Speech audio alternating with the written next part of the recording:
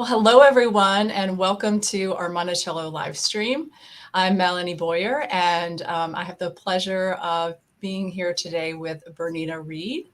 She is an author and genealogist, and she is actually the author of a couple large volumes here. The Slave Families of Thomas Jefferson. This is only one of them. I have the other one here too. I just can't hold them both at the same time. They are a wonderful resource on the slave families that lived here during Jefferson's time at Monticello, one that we use a lot here on site in our own work. So Bernetiae is joining us today to talk about her personal journey and also the research that went into writing these books. So really happy to have you with us, Bernetiae. Happy to have you tuning in at home. Please let us know where you're tuning in from. And if you have any questions, leave them for us in the comments. And with that, I'll turn it over to you, Bernetiae. Okay. Well, thank you, Melanie, for inviting me, and thank you, Monticello family. I wanted to just start with is my slide showing? Yeah, here you go. I'll put it up for you. Okay. There I you just go. wanted to start by giving a little bit of my background. Let's see if I can get it to start moving here.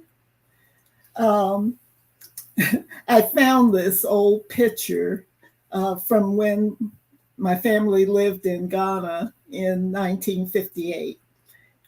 We were there from 1958, 1957 to 1958. My father worked with the International Development Service, but I was not a tree climber, but somehow this picture survived, and I think it's sort of prophetic that I do like going up into family trees now, and I might have some linkage to Ghana in my heritage. So I have that, but I was born in Greensboro, North Carolina. Both of my parents had Louisiana roots, and they moved to North Carolina. Like I said, early life in Africa, we were in Ghana, then we were in Nigeria. And my parents went to Ethiopia, and I visited them there too. But I graduated from the University of Wisconsin in 1972 with a BS in nursing. And for over 30 years, I was a registered nurse in labor and delivery. I'm retired from nursing now. I assisted. Some things happen in your life that point you in different directions and get you into different things. And I had a skiing accident in 1976 and came back to Greensboro to recuperate and have surgery from my surgery. And I ended up helping my mother, who was the curator and director and curator of what became the Bernetiae Reed African Heritage Center on the campus of North Carolina A&T State University. And during that process of helping her with the center, I probably became more interested in genealogy and African American history and heritage. So I would say that was the beginning. And then in 1995, my father lost 4 of his brothers within about a year and a half, 2 years. And I really realized what I'd lost of knowing them, knowing that history, learning from them what they knew of our family heritage. And I began to delve into genealogy from that point, and the bug really stuck.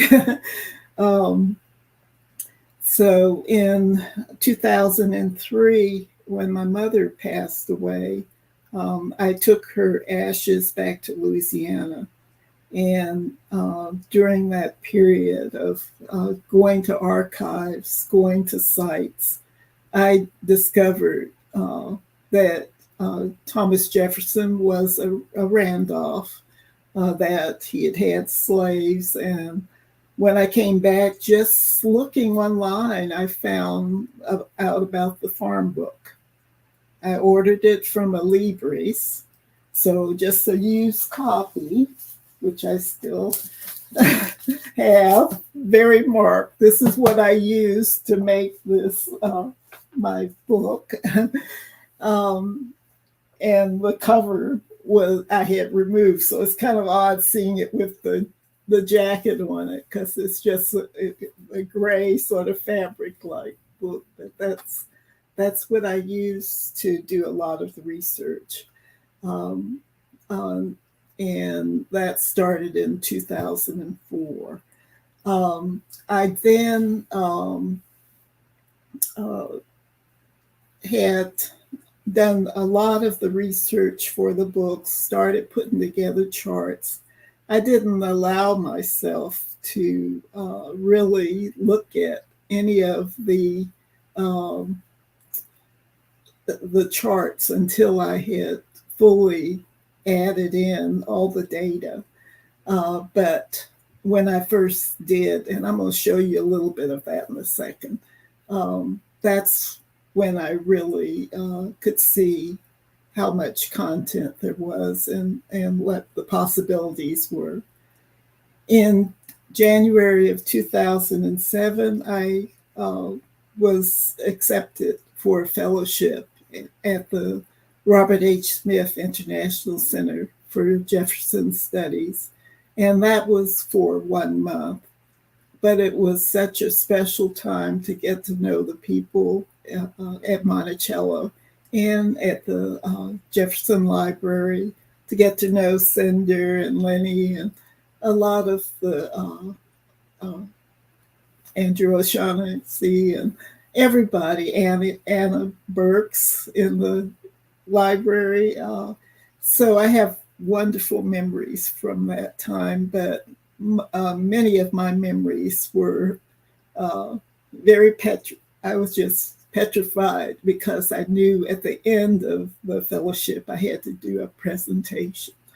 And I've never been very comfortable with that. Nowadays, I'm a lot better, I should say. And I drink chamomile tea and go for it. But that part was a very special time, and I stayed in the Roosevelt cottage for my fellowship, so that's a special memory also.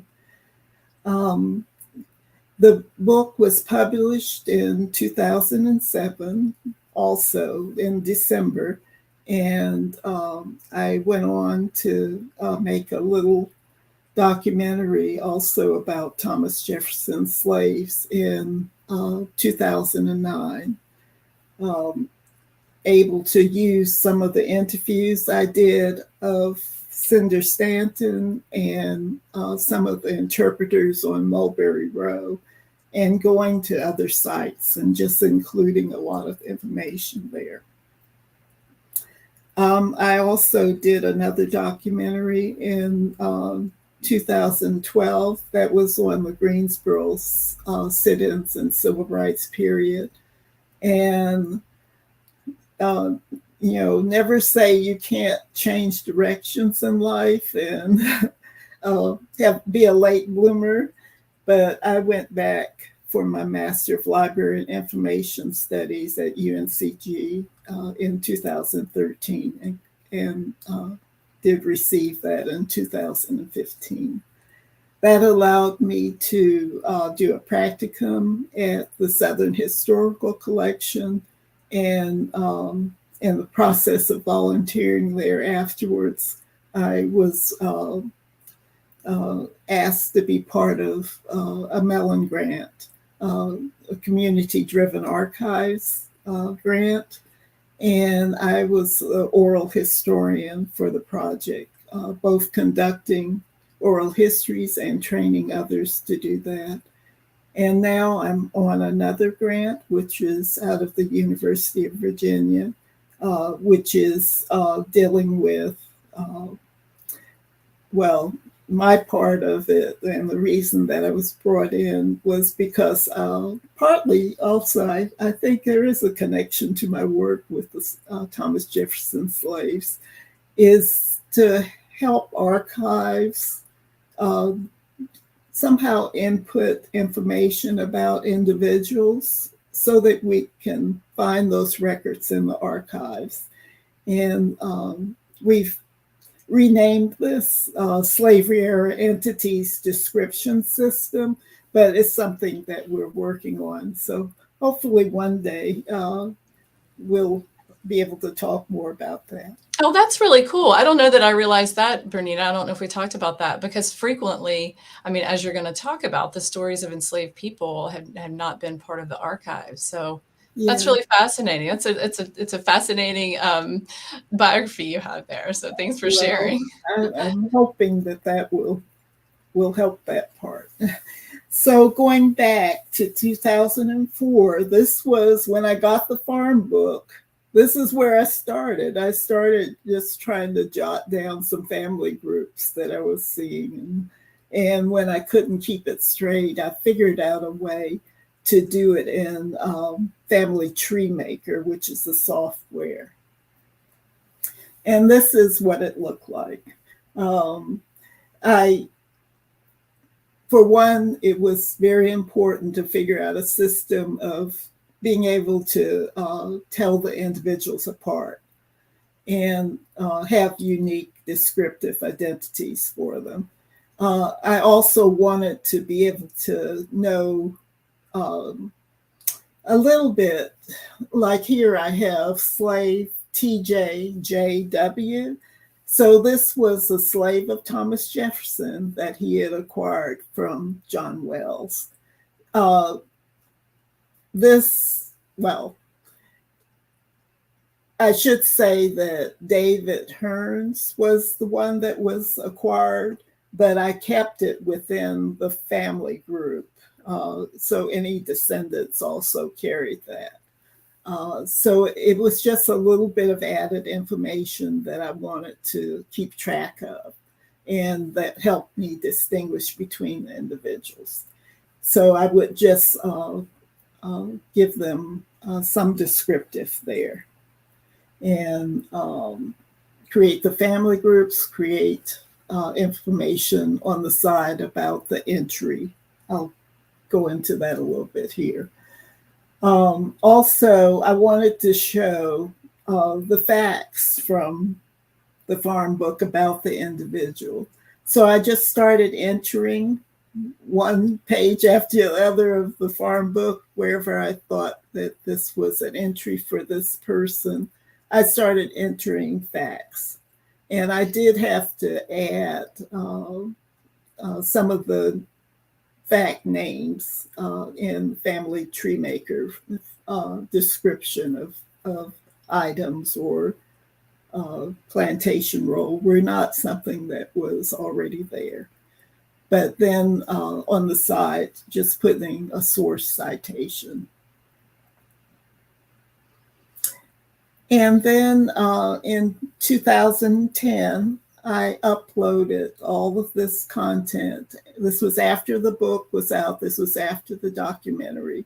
I wanted individuals to be able to utilize this to start connecting to the families that were at Monticello. So I uploaded the information to Ancestry.com, and people started to link in. So I'm glad for that. Since 2017, I'm not sure if Ancestry owns Family Tree Maker or not, but there's a connectivity now where if you use one or the other, they will sync. So if you change one, then it will sync in the other when you link in. So that's useful. Oh, I was just showing you on this slide how it does sync up.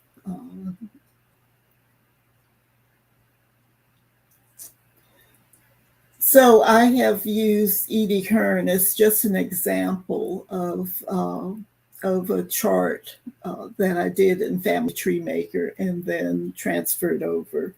And this was her file on Ancestry. That detail, how it shows up in Ancestry, is a little different. The timeline's there, but it's all the same information. And then you can see the same source citation.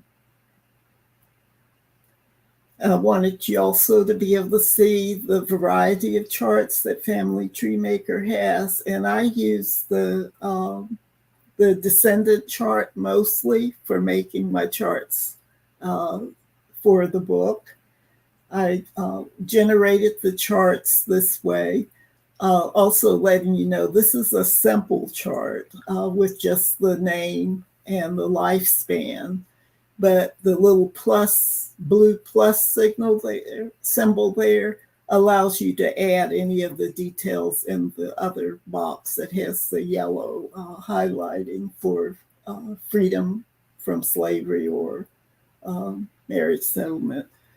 So you can add details. So I'm showing you here that I added several details, and then when you generate that chart, then you probably wouldn't use it this way, but I just wanted to give you an example of how you can generate and the charts. And then you can take these charts into Adobe Illustrator or some other program and rearrange them or change the lines. But you can do some of the line changes within this. It allows different fonts and different stroke sizes. Family Tree Maker also has different reports that can be generated. But going back to my book, while I was working on it, it was important for me to visit the sites to actually find where all of the plantations of Thomas Jefferson were.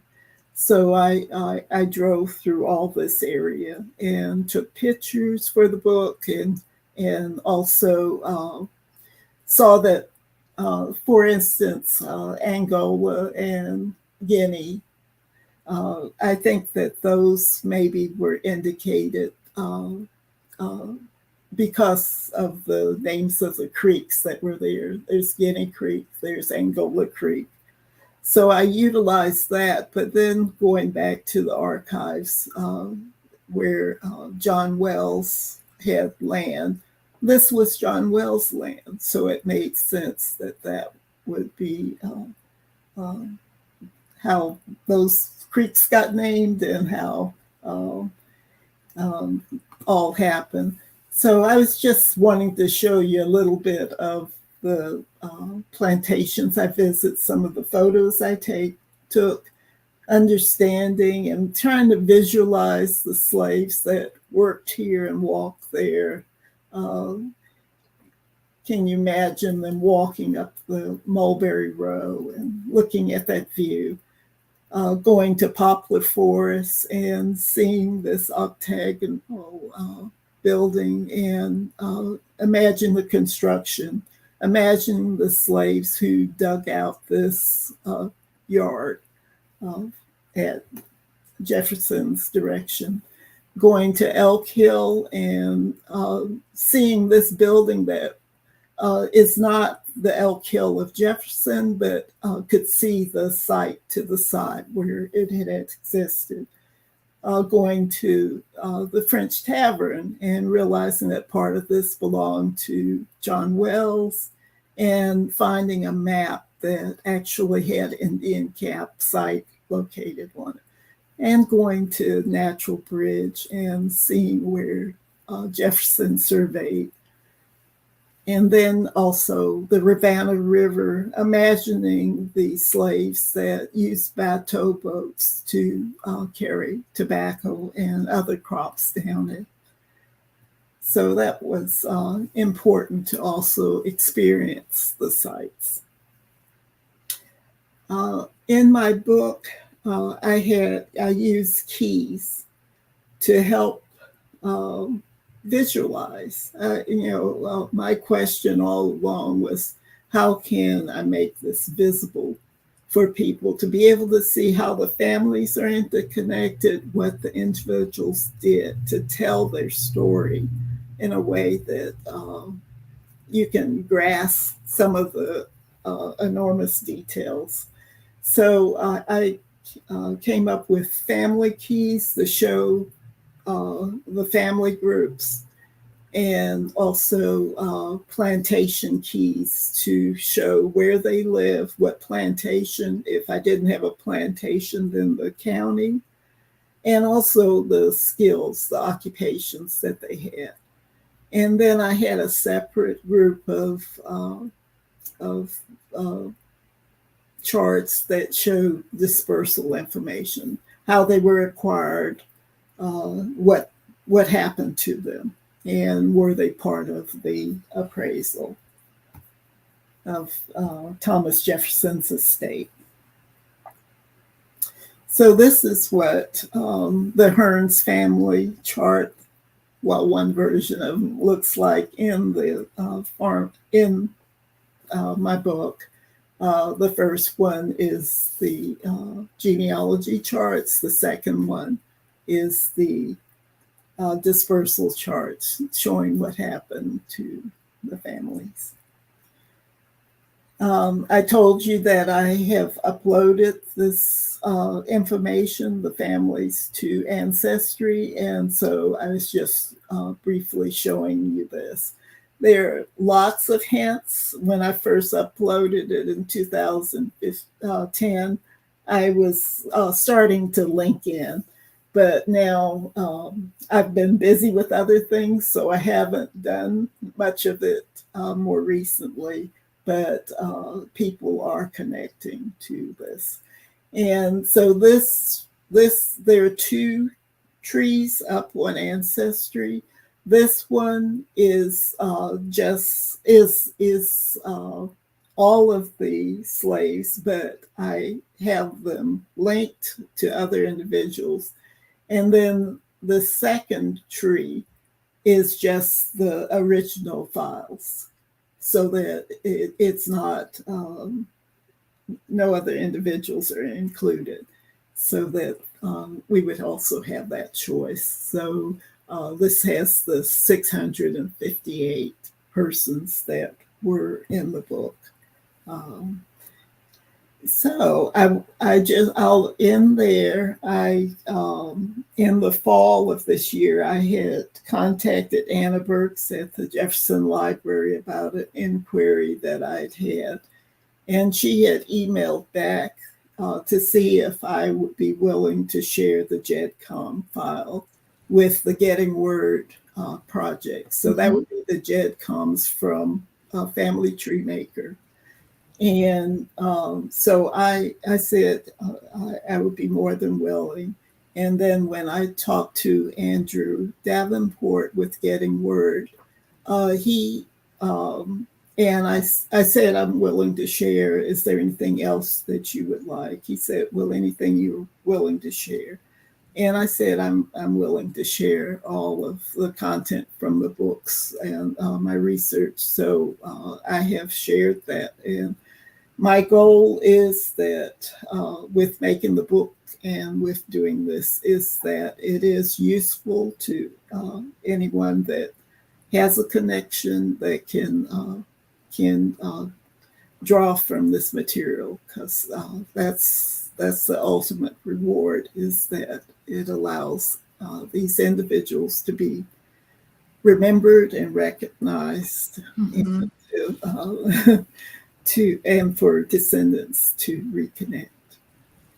So well, we'll end it there. That's fantastic. I mean, just first of all, the amount of research that went into making all these connections and finding all this out. I was flipping through your book a little bit as you were talking, and it's just, it's just so beautifully laid out. I know you showed a page from it, but it's just the way the key is done and the way all the families are linked together. And also, what a gift that you're sharing it all with us. As you mentioned, the Getting Word Oral History Project here at Monticello is about a little more than 25 years old, and it is the oral history project of the descendants of the enslaved people at Monticello, the same people that you're writing about in your book. So that is just such a marvelous resource. I have just a couple maybe questions to ask you just a little more about your research. Can you tell me, was there something that you especially interesting that you learned about while you were doing this research on the slaves of Thomas Jefferson? Well, that's hard to, I think, because I really didn't know anything Okay. when I started. So just about all of it has been impactful. I don't know if there's any one thing Okay. I can point to. Just being able to go to the sites to really feel what the enslaved population had to deal Yeah. with, and also learning, that old saying that, the slaves were kept together, the families were kept together. When doing the dispersal work charts, I could see that did not hold up. Right. People went different ways and were not. So, but yeah, there was so much. Everything I learned, everything was new to me. Yeah. Really. Well, I just found that fascinating as you were talking, and the way that you arranged those images from your visit. It's almost just like walking through and seeing where these people lived and worked. It's really, really pretty incredible. You're just bringing so much to light, your research alone, that and making those connections about the enslaved people. So thinking about that a little bit, why is genealogy so important for people, African-American people or people whose descendants were enslaved at plantations like Monticello? What would you say? Well, genealogy is especially difficult for many African Americans because we do hit that brick wall, is what we say. Right. And we do have to know more about the enslaver to be able to understand our heritage and our history and our to be able to connect with, if we're lucky enough, with our ancestors that were enslaved. Sometimes it's just a brief entry in a farm book, Right. in a ledger, a letter that will help us know a little bit more about our ancestor. But there are so many records in archives that we're not able to delve into because we don't know they exist.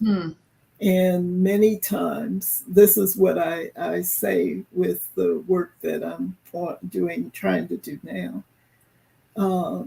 Many times we will see a first name and somewhere listed, just in a database or something. And there's not enough information for us to discern, is this the one that I'm interested in, or this one, or this one? And we do need to keep track of these little details. They're major details for African Americans, but we need those details so that we can begin to piece together things that are in the archives. And so hopefully one day we'll do a better job of that so that we can begin to see what our heritage is, Right. what happened Right. to us. tell that more complete story for people who are often erased from the narrative. Exactly. And oral histories play into that a lot as well, too, you know, so Exactly. that's part of it. Oral histories are powerful ways for us to preserve what is known Mhm. by individuals. So, we can see just the little bit that Madison Hemmings wrote or that was written, um, well, the oral history that was done by, for Isaac Granger Jefferson or Jefferson Granger, however they say that. Yeah. Um, how powerful that was to let us know something of what went on at Monticello. And, it today, like I said, I lost four Mhm. uncles in a brief period, and they could have told me so much Right. about my history and heritage. Um, but I had a 98-year-old aunt that after that I did go and record her Oh, oral great. history. So, I learned from that. And Right. it has been a passion for me to try to preserve as many oral histories that I can, from others that will, pass down, will Mhm. provide hints. Sometimes you don't hear it the first time you listen, Hmm. but those hints that can be utilized to help piece out that history is so powerful. And hear the wording, if it's audio, to be able to hear the way they phrase it. And also, if it's video, to be able to see the way Right. To they see. say Yeah. it. I mean, so um, I continue to try to do as many oral history interviews as I can. Um, I interviewed Cinder Stanton, though, about some of the history of slavery at Monticello and her knowledge. And her, it was, given history, but it was also an oral history of what she. Right. So, there are many ways of collecting this history that are powerful and impactful.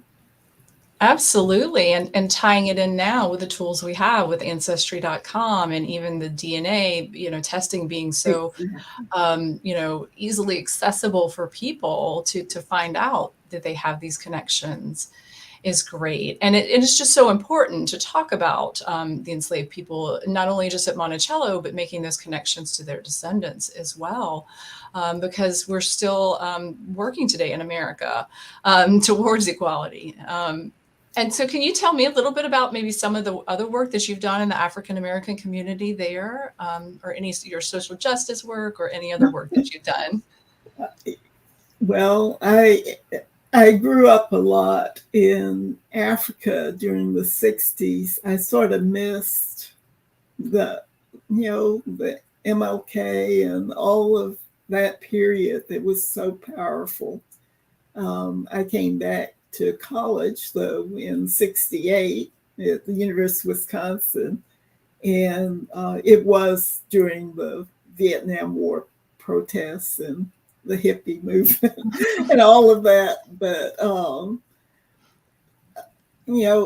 I felt that I had missed out on some of our history, and it took me a while to really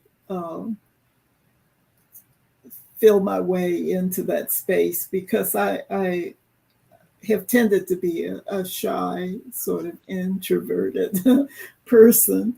But I guess it was 2013, I got involved here in North Carolina with Reverend Barber's Moral Monday movement and became one of the arrestees that participated in that. I'm involved with his Poor People's Campaign movement as much as I can. But I tend to go to these movements to help document. I usually go with a video camera and try to record that also. So that's part of what I find important to document experiences, to document some oral histories along the way. And then currently, I'm involved. We have Beloved Community Center in Greensboro that's inspired by the words of Martin Luther King. There's a couple there, Nelson and Joyce Johnson, who are now trying to start Truth, Justice, and Reconciliation Commission that will help to document, to stress the importance of truth, to help stress other important facets, and to bring people together to quit the divide. So I'm trying to do what I can to help them with this movement, and it looks like my part again would be to record and to help in that way. So yeah, we'll see where that goes. It's fantastic. You're like the quiet warrior, just working your way along there. So I think that's fantastic. Thank you. And we're reaching the end of our time here. I just want to say again, this is such important work. Thank you for sharing with us, with the world, with everyone. Is there anything else that you'd like to leave us with before we sign off here? Just that I'm so honored to be asked to present, and I have been looking at the website more recently for Monticello on the documentation of the enslaved population and on getting word. And I can see the great strides that are being made. So I wish you well. I hope that that all will progress along, that more people will know this content and find their ancestors. Well, thank you. And we will hold on to your phone number, Bernina. So we'll stay in touch with you. So again, I really appreciate you joining us today and sharing your story and some of your research. And thank you to everyone joining at home. And you can go to our website and to find out a little bit more. You can always also purchase Bernina's books. Well, I must say the books are not available. Well, then you have to go on eBay and try to get you a copy. But you can benefit from her great research. Thanks again, and we'll see you next week for another Monticello live stream. I should say that there's a Kindle version and an Apple ebook version. There we go. Then you can get that. Get your hands on that version. Okay. All right. Thanks. Thanks. Bye-bye.